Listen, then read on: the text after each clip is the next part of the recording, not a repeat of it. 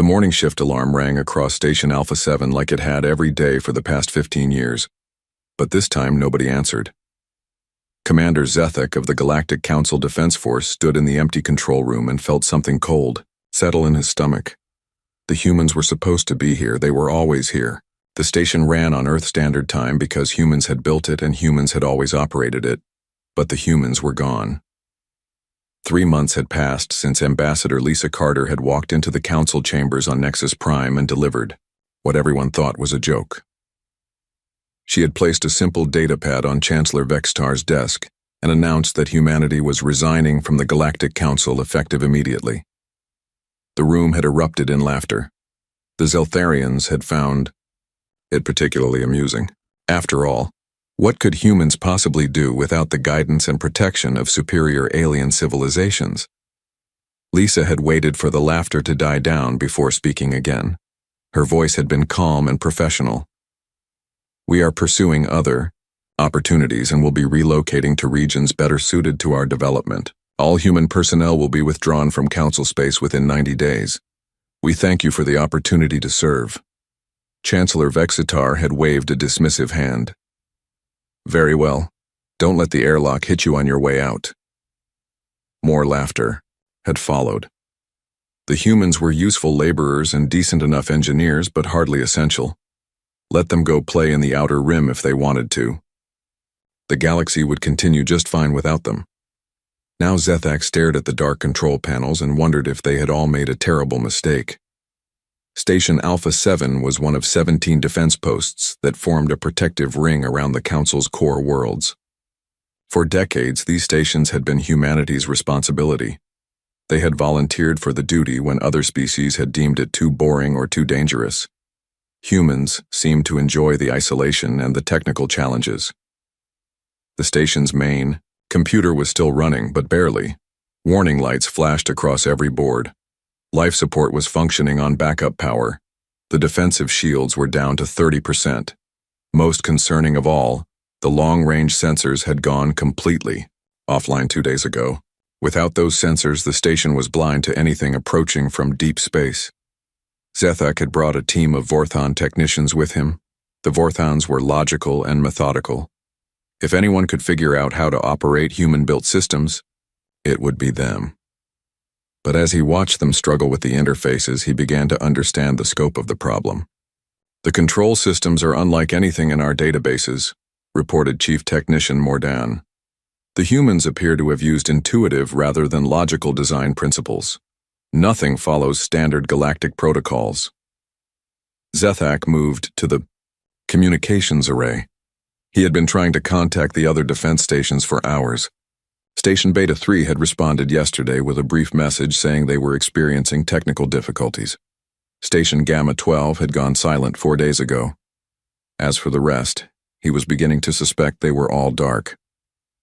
The humans had left, behind detailed technical manuals for their equipment, but the manuals assumed a level of background knowledge that other species apparently lacked. Every solution referenced 10 other systems. Every system connected to 20 others. It was like trying to understand a vast web when you could only see one strand at a time. "Sir," called one of the Vorthons from the sensor station, "I have managed to activate short-range detection, but I am finding something troubling." Zethak hurried over. The technician pointed at a display showing the local star system. 17 cargo ships were scheduled to arrive this week from the mining colonies. According to the logs, only 3 have reported in. The others are simply missing. This was not good news.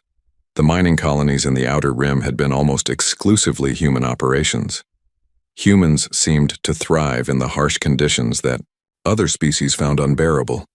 They had volunteered to work the dangerous asteroid mines and the isolated planet crackers. In return, they had been given significant autonomy in how they managed those operations. "Have you tried contacting the colonies directly?" asked Zethak. "I have been attempting to do so for the past hour," replied the technician. "I am receiving no responses from any of the 17 mining facilities in this sector." A chill ran down Zethak's spine. 17 mining operations. Thousands of workers, all silent. He activated his personal communicator and tried to reach his superiors at council headquarters. The transmission went through, but the response he received was not reassuring. Commander Zethak, this is Admiral Kethmore. We are aware of the situation. Defense Stations 7 through 15 are all reporting similar problems. We are also losing contact with human settlements throughout the Outer Rim. Admiral, what are your orders? Asked Zethak. There was a pause before Kethmore replied. Continue your efforts to restore station operations. We are sending additional technical teams to assist you.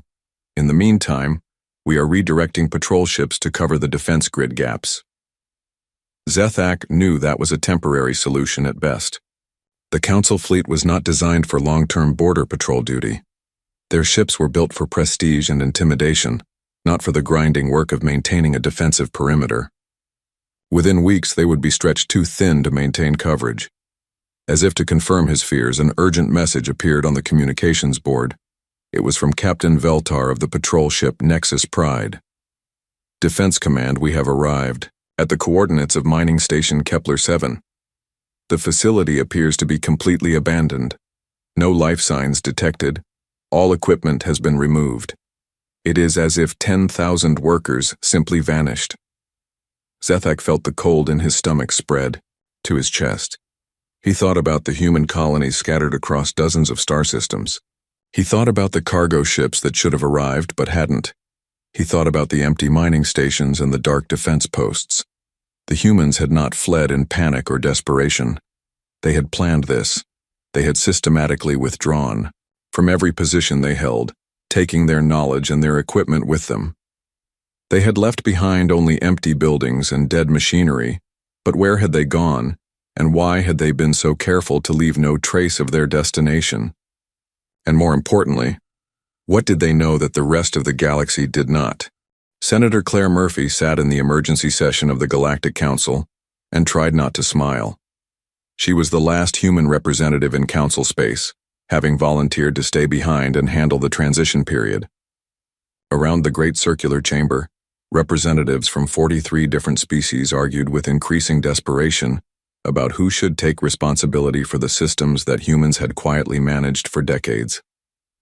6 months had passed since humanity's departure, and the cracks in galactic civilization were becoming impossible to ignore. What had started as minor inconveniences had grown into major crises. Trade routes that had functioned smoothly for generations were collapsing. Supply chains that had seemed automatic were breaking down. Even basic communication between distant worlds was becoming unreliable. Chancellor Vextar pounded his ceremonial hammer on the podium. Order in the chamber. We will address each crisis systematically. His voice carried less authority than it had 6 months ago. The proud Zeltharian leader was beginning to look haggard. The first speaker was Trade Minister Korthan from the Merchant Guild. Honored council members, the situation with cargo distribution has become critical. 70% of our shipping routes depended on human-operated transfer stations. Without their coordination protocols, goods are piling up at hub worlds while outer colonies face shortages of basic necessities. Councillor Hexvar of the Vordan Collective stood next. The logical solution is to assign Vordan personnel to manage these distribution centers. We can analyze the human systems and implement more efficient alternatives. Claire had been to those distribution centers. She knew what the Vorthans would find. The humans had not just operated transfer stations. They had created living systems that adapted in real time to changing conditions. When a cargo ship was delayed, the human coordinators would instantly reroute dozens of other shipments to prevent bottlenecks. When a planet faced an emergency shortage, they would redirect supplies from 3 other worlds and arrange compensation trades. The Vorthans were brilliant at analyzing static systems, but they struggled with the constant improvisation that human logistics required. They wanted to create perfect schedules that would run without modification, but space was not perfect. Equipment failed. Ships broke down. Pirates attacked convoys. Weather disrupted planetary operations. The human approach had been to expect chaos and plan for flexibility. With respect, Councillor Hexavar, said Claire, the human logistics networks were not simply administrative systems. They were complex adaptive organisms that evolved continuously. Your people's analytical approach may not be suitable for the kind of real-time decision-making these operations require. Vivorthan's large eyes fixed on her with something approaching irritation. Human systems are inherently inefficient due to their reliance on emotion and intuition.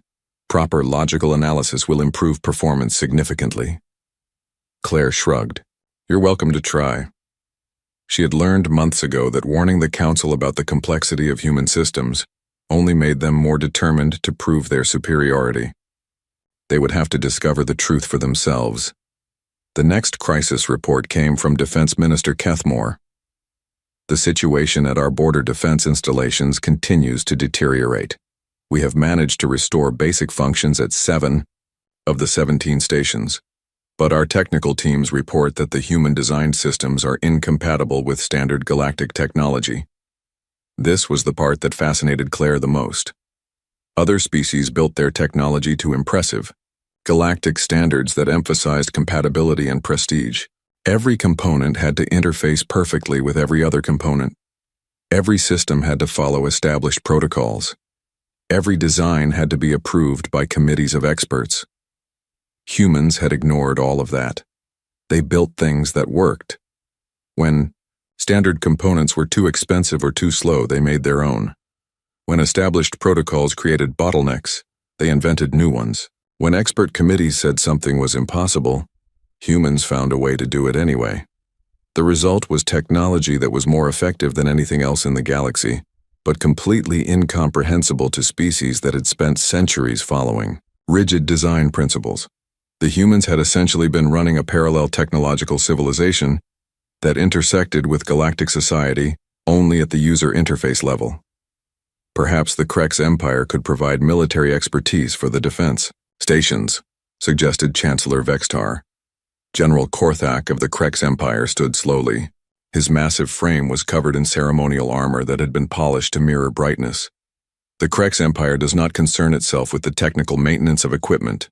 We fight, others repair. That was the problem in a nutshell. Every species in the Council had specialized in what they considered prestigious work. The Zeltharians ruled and made grand speeches. The Vorthons analyzed and created theoretical frameworks. The Krex fought glorious battles. The Beta Z traded and negotiated profitable deals. The humans had done everything else. They had maintained the machines. They had coordinated the logistics. They had solved the endless small problems that kept civilization functioning. They had worked in the background while other species took credit for their accomplishments. What about asking our human representative for assistance? Suggested Councillor Velshi from the Andorian delegation. All eyes turned to Claire. She had been expecting this moment for weeks. I'm afraid that's not possible. I have no authority to speak for humanity in technical matters. My role here is purely ceremonial now. But surely you can provide basic information about human systems, pressed Chancellor Vextar. Claire spread her hands apologetically. The humans who designed and operated those systems took their knowledge with them. I'm a political liaison, not an engineer. I know how to file reports and schedule meetings, not how to run a cargo distribution network or maintain a defense station. What she did not say was that she had received regular updates from the human Exodus fleet. She knew exactly where they had gone and what they were doing. The reports she received made the Council's current crisis seem like a minor administrative inconvenience compared to what humanity was discovering in the void between galaxies. But the Council was not ready to hear about that yet. They still believed that humans were a junior species that had gotten lucky with a few useful inventions. They could not imagine that humanity had been deliberately hiding their true capabilities for decades. We need to establish contact with the human settlements, declared Chancellor Vextar. They left in haste. Surely they will be willing to negotiate a return once they realize how much the galaxy needs their services. Claire almost laughed at that. The Council still believed that humans had left because they were frustrated or seeking better opportunities. They had no idea that humanity's departure had been planned for years. They had no concept of the vast project that humans had been secretly preparing in the dark spaces beyond the galactic rim. I can attempt to forward any messages you wish to send, offered Claire. Though I should warn you that response times may be considerable given the distances involved. What she did not mention was that the last reliable estimates put the human fleet approximately 50,000 light-years beyond the edge of the galaxy and moving outward at an accelerating pace, using propulsion technology that the Council did not know existed. Around the chamber, the arguments continued. Species that had cooperated smoothly for centuries were beginning to blame each other for the growing crisis. The careful balance that had held the Council together was starting to fracture under the stress of trying to replace human contributions. Claire watched it all with a mixture of sadness and pride. Sadness that it had come to this. Pride that her species had finally decided to stop hiding their true potential behind a mask of harmless competence. The ship that approached Nexus Prime looked wrong in ways that made the Council's sensors struggle to process it. Captain Jake Morrison's vessel seemed to slip between dimensions as it moved, appearing solid one moment and translucent the next. Its hull reflected starlight in patterns that hurt to look at directly, and it left no wake in space despite moving at impossible speeds. 1 year had passed since humanity's departure, and the Galactic Council was barely holding together. Food shortages plagued the core worlds. Trade had collapsed between the inner and outer systems. Civil unrest was spreading as citizens began to realize that their comfortable lives had depended on human labor that was no longer available. Chancellor Vextar received Morrison's request for an audience with a mixture of relief and wounded pride. Perhaps the humans had finally realized their mistake and were ready to return with apologies and reasonable terms for reintegration. Morrison entered the council chamber alone, but he moved with a confidence that had not been there before. His appearance had changed in subtle ways that were difficult to define. His eyes seemed deeper, as if they had seen distances that stretched beyond normal space. His voice carried harmonics that made the translator systems work harder than they should have needed to. Honored members of the Galactic Council, Morrison began, I come with a final offer from humanity. Chancellor Vextar leaned forward in his seat. Captain Morrison, we are pleased to see that your people have reconsidered their hasty departure. What terms do you propose for your return? Morrison smiled, and the expression contained sadness mixed with something that might have been pity. We are not returning, Chancellor. We are offering you the opportunity to join us. The chamber erupted in confused murmurs. Join them where? Join them in what? Morrison waited for silence before continuing. In the void between galaxies, we have discovered things that make your greatest achievements look like children's toys. We have learned to work with dark matter the way you work with ordinary metals. We have found energy sources that make stars seem dim. We have encountered forms of consciousness that exist in dimensions you cannot imagine. Morrison gestured, and holographic images filled the chamber. The council members gasped as they saw structures that dwarfed solar systems. Ring-shaped constructions that could have held entire star clusters rotated slowly in the cosmic deep. Ships that phased in and out of visible reality moved between them like living things. This is impossible, declared Counselor Hexvar of the Vorthan Collective. The energy requirements alone would exceed the output of 1,000 stars.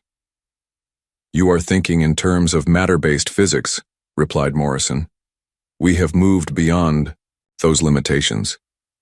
The beings we encountered in the void taught us that consciousness itself is a fundamental force of the universe. When properly focused, it can reshape reality at the quantum level.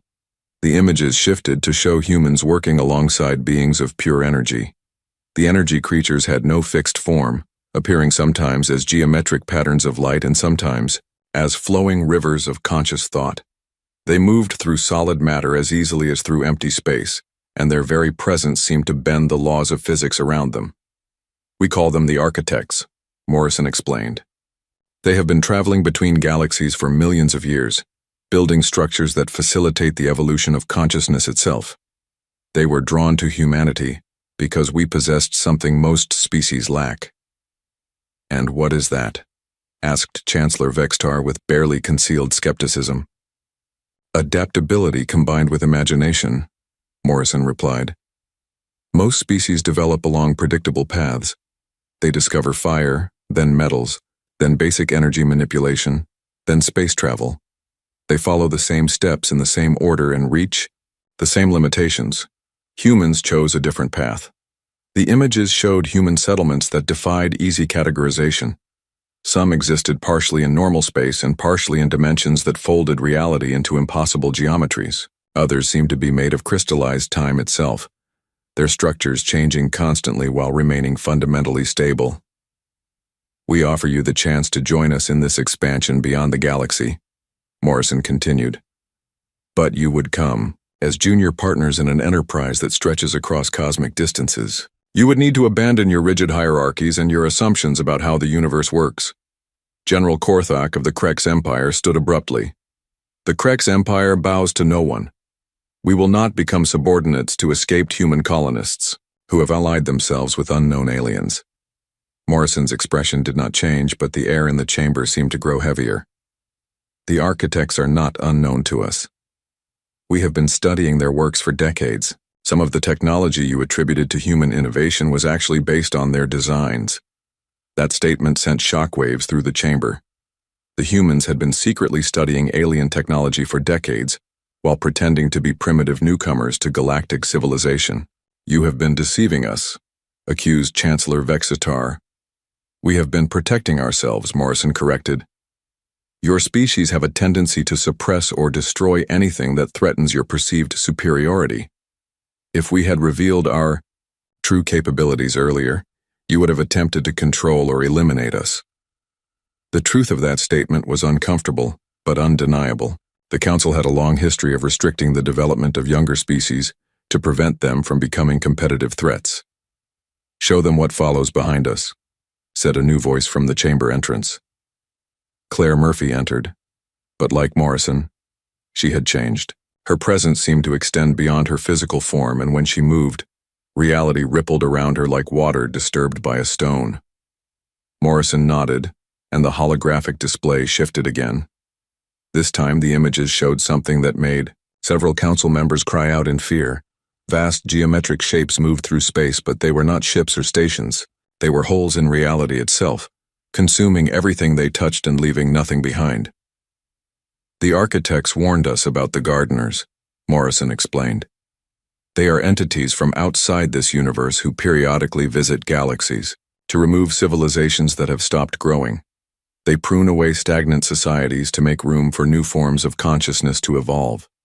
The images showed entire star systems simply ceasing to exist as the geometric shapes passed through them.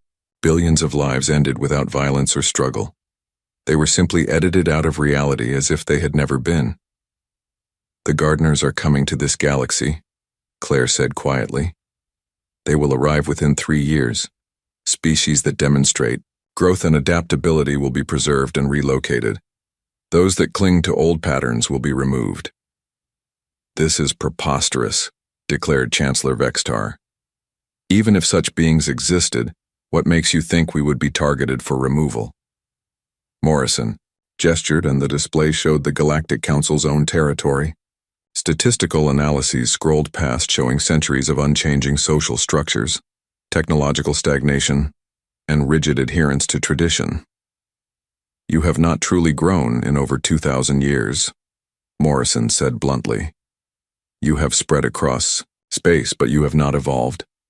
You follow the same social patterns, use the same political structures, and think the same thoughts as your ancestors. From the gardener's perspective, you are a dead end. The chamber fell silent as the implications sank in. Finally, Chancellor Vexitar spoke. What would joining you require? Complete abandonment of your current social systems, Claire replied. Willingness to have your consciousness expanded beyond its current limitations. Acceptance that you would become the least advanced species in a community that spans multiple galaxies. The silence stretched longer this time. Finally, General Korthak spoke for all of them. The Council does not accept ultimatums from inferior species. We reject your offer. Morrison and Claire exchanged a look that seemed to communicate volumes, without words. We understand, Morrison said sadly. We had to try. As they turned to leave, Claire delivered one final warning. The gardeners do not negotiate, they do not show mercy. When they arrive, we will not be here to help you resist them. Choose wisely how you spend your remaining time. Dr. Amanda Foster stood in the observation deck of Research Station Omega, and watched the collapse of galactic civilization through her monitoring equipment. 2 years had passed since humanity's departure, and what had begun as inconvenience had become catastrophe. The woman who had once studied alien psychology for the Galactic Research Institute now found herself documenting the death spiral of the very species she had spent her career trying to understand. The latest reports painted a picture of systematic failure across all levels of Council society. 17 member species had formally withdrawn from the Galactic Alliance, unable to maintain their technological infrastructure without human support. Food riots had broken out on 12 core worlds as agricultural distribution networks collapsed. Even basic interstellar communication was becoming unreliable, as the relay stations that humans had maintained fell into disrepair. Amanda's research had taken on a grim new focus. She was now studying the psychology of civilizational collapse, watching proud species that had ruled space for millennia struggle to perform tasks that human teenagers had managed routinely. The data she collected painted a devastating picture of dependence that none of the alien species had been willing to acknowledge. The Zeltharians provided the most dramatic example. For over 3,000 years, they had been considered the galaxy's master engineers, creators of the massive space habitats that housed billions of citizens. But Amanda's investigation had revealed the truth. The Zeltharians had inherited their technology from a predecessor species that had vanished. Mysteriously 5 millennia ago, they had never actually understood how their own machines worked. For centuries, they had maintained their engineering reputation by relying on human technicians to solve complex problems while taking credit for the solutions. When human teams recommended modifications or improvements, Zeltharian supervisors would implement the changes and present them as their own innovations. The humans had played along because it gave them access to advanced alien technology to study and reverse engineer. Now, without human support, Zeltharian engineering was revealed as an elaborate fraud. Their master engineers could operate their ancestors' machines, but could not repair them when they broke down. Their greatest innovations had been human ideas translated through Zeltharian pride. Their technological supremacy had been an illusion maintained by species they had considered inferior. The situation with the Vorthan collective was different, but equally devastating. The Vorthans were genuinely brilliant at theoretical analysis and abstract mathematics. Their logical frameworks had provided the foundation for much of galactic science and philosophy. But they had never been able to bridge the gap between theory and practice. Humans had served as translators between Vorthan logic and real-world applications. When the Vorthans developed elegant mathematical models for optimizing trade routes, humans figured out how to implement those models in the chaotic reality of interstellar commerce. When Vorthan scientists created theoretical frameworks for exotic physics, human engineers found ways to turn those theories into working technology. Without humans to handle the practical implementation, Vorthan logic had become useless perfectionism. They could design flawless systems that worked beautifully in computer simulations, but failed catastrophically when exposed to the unpredictable variables of real space. Their attempts to take over human-managed operations had resulted in rigid procedures that collapsed at the first sign of unexpected circumstances. The Krex Empire had fared worst of all.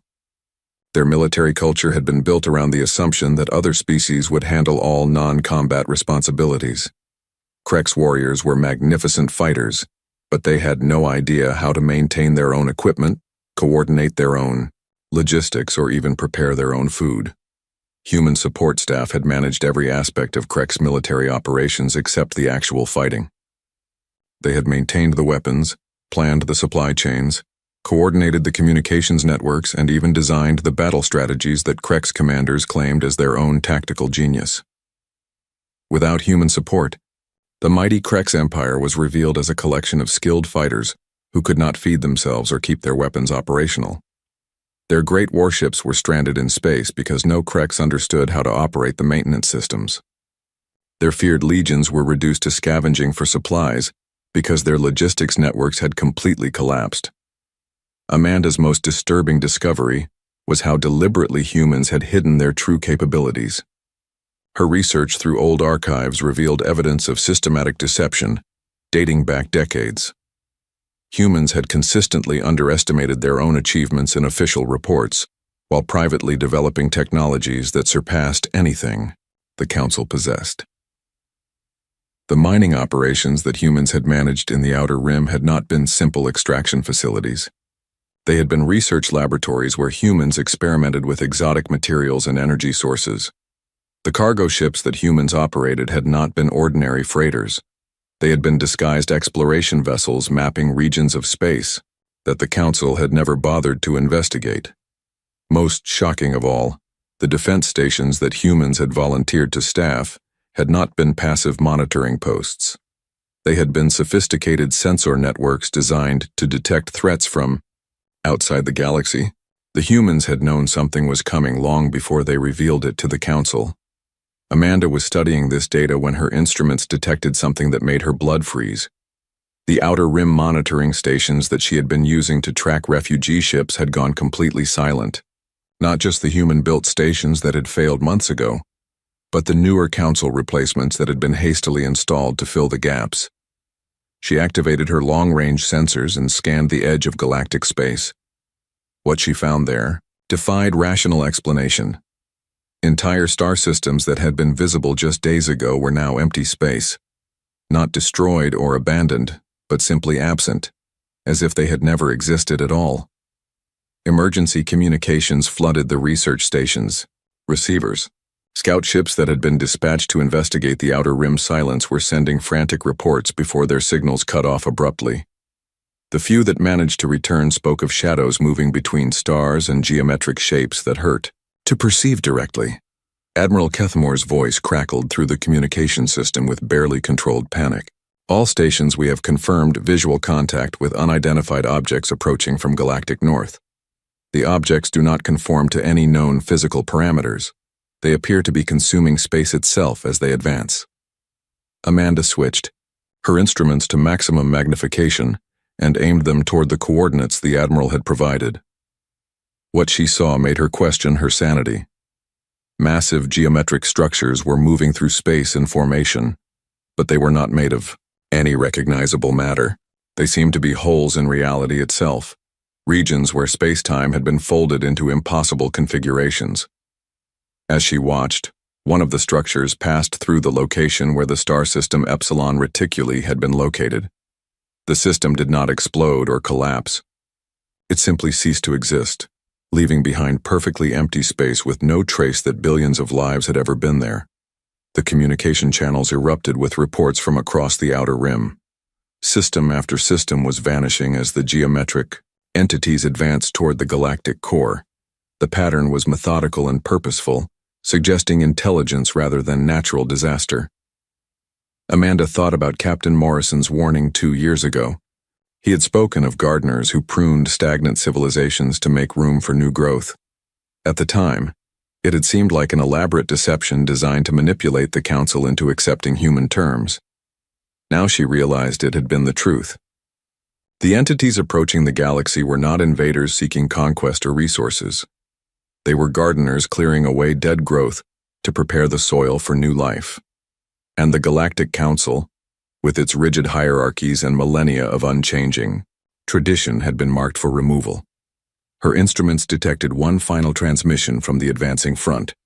It was a Council scout ship making its last report before the geometric entities reached it. "This is Captain Velmore of the survey vessel Bright Star. The objects are not attacking us. They are simply editing us out of existence. Reality itself is being rewritten around us. Tell my family that I..." The transmission ended abruptly, and another star system vanished from Amanda's sensors. 3 years after humanity's quiet departure, Chancellor Vextar stood in the ruins of the Council chamber and faced the end of everything his species had built. Half the galaxy was gone, consumed by entities that treated matter and energy like outdated concepts to be discarded. The remaining Council fleets had proven as useless against the gardeners as children's toys would be against a hurricane.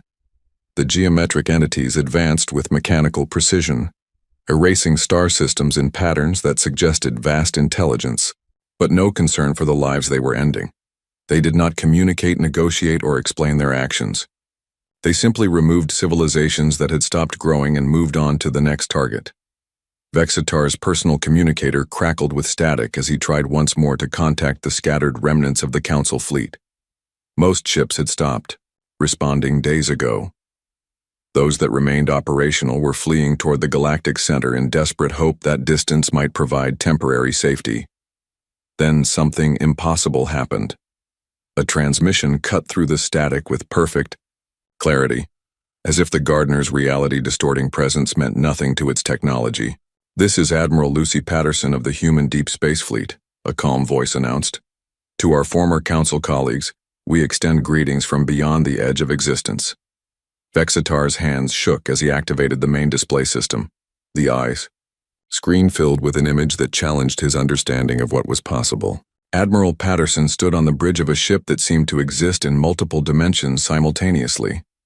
Behind her, crew members worked at control stations that phased in and out of visible reality like living dreams. "Admiral Patterson," Vexitar managed to say, "we request immediate assistance against the entities that are destroying our civilization." Patterson's expression was patient but firm. "Chancellor, we offered you the opportunity to join us 3 years ago. You chose pride over wisdom. The consequences of that choice are now manifesting." The display shifted to show the truth of what humanity had become. Their ships moved through space in ways that made physics seem like a gentle suggestion rather than an absolute law. They existed partially in normal reality and partially in dimensions that folded space-time into impossible configurations. Around them, energy beings that Patterson called the architects flowed like rivers of conscious light. "The Gardeners are not our enemies," Patterson explained. "They are cosmic farmers maintaining the universe's capacity for growth and change. Civilizations that adapt and evolve are preserved and guided to new frontiers. Those that stagnate are removed to make room for fresh possibilities." Vexitar felt his pride crumble as the full scope of humanity's transformation became clear. They had not fled the galaxy in fear or desperation. They had graduated from it, while the Council had spent centuries maintaining the same social structures and following the same patterns. Humans had been quietly preparing for a journey that transcended everything the galaxy had to offer. "Please," Vexitar said, abandoning the dignity he had maintained for decades. "Our people are dying. Entire species are being erased from existence. Surely there must be something you can do." Patterson's image was joined by other human figures that seemed to exist in a constant state of transformation. Captain Morrison appeared, but his form shifted between solid matter and pure energy. Claire Murphy materialized beside him. Her consciousness apparently expanded across multiple dimensional layers simultaneously. "The Gardeners operate according to principles that extend beyond individual galaxies," Morrison explained. "They evaluate civilizations based on their potential for continued growth and development. Species that demonstrate adaptability and innovation are offered opportunities for advancement. Those that have reached the limits of their evolution are recycled into raw materials for new forms of consciousness." The display showed the truth behind the galaxy's structure. What the Council had considered the natural order of space had actually been a carefully maintained garden. The architects and other advanced beings had been guiding galactic development for millions of years, nurturing promising species and removing those that had exhausted their potential. "You evaluated us as inferior," Claire observed. "But we were the only species in the galaxy that continued to evolve. While you perfected your existing capabilities, we developed new ones. While you maintained your traditions, we invented entirely new ways of thinking and being." Vexitar watched helplessly as the display showed human settlements that existed in the spaces between galaxies. They had built structures from dark matter and crystallized time. They had learned to communicate with forms of consciousness that existed as pure mathematical relationships. They had transcended the limitations of biological existence while somehow remaining fundamentally human. The Council's rigid hierarchies and unchanging social structures marked you for removal decades ago, Patterson continued. "The Gardeners were scheduled to arrive eventually regardless of our departure. We simply chose to leave before the pruning began." "But surely some accommodation can be made," Vexitar pleaded. "We can change. We can adapt. Give us the opportunity to prove our capacity for growth. The three transformed humans exchanged glances that seemed to communicate across dimensions. For a moment, Vextar dared to hope that humanity's legendary compassion might extend to their former council colleagues. Individual members of council species have demonstrated adaptability, Morrison acknowledged. Dr. Amanda Foster and a few others showed promise for evolution beyond their cultural limitations. We have offered them the opportunity to join our expansion into the cosmic web. But our species as organized civilizations have passed the point where meaningful change is possible, Claire added sadly. Your social structures are too rigid, your thinking patterns too entrenched, your commitment to maintaining existing hierarchies too absolute. Evolution requires the willingness to abandon everything you think you know about reality. The display shifted one final time to show the advancing gardeners from humanity's perspective. The geometric entities were not destroyers, but gardeners preparing soil for new growth. Where they passed, space itself became more fertile for the development of advanced forms of consciousness. The civilizations they removed were not destroyed but transformed into potential energy for future evolution. The universe is vast beyond your current ability to comprehend, Patterson said gently. What you call the galaxy is merely one small garden in an infinite cosmic web of consciousness and possibility. We are moving on to explore regions where reality itself is still being written. And you will leave us to face extinction alone, Vextar said bitterly. You chose isolation when you rejected our offer of partnership, Morrison replied. The universe does not reward civilizations that refuse to grow. The gardeners ensure that stagnant species do not prevent others from reaching their potential. The transmission began to fade as humanity's ships prepared to depart for destinations beyond the cosmic horizon. Patterson's final words carried, across the dissolving connection with a mixture of sadness and infinite possibility.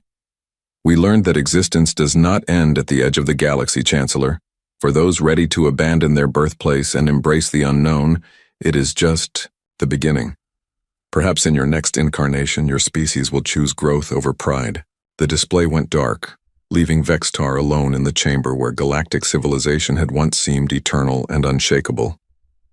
Outside the station's windows, another star system vanished as the gardeners continued their methodical work of cosmic renewal. In the distance, barely visible at the edge of sensor range, humanity's fleet disappeared into the spaces between galaxies where consciousness itself was still learning what it meant to exist. They carried with them the transformed remnants of a species that had chosen evolution over comfort, growth over security, and the infinite unknown over the familiar limitations of home. Behind them, the galaxy continued its transformation from a collection of stagnant civilizations into fertile ground for whatever new forms of life the universe would dream into existence. The age of the Galactic Council was ending, but the age of cosmic consciousness was just beginning.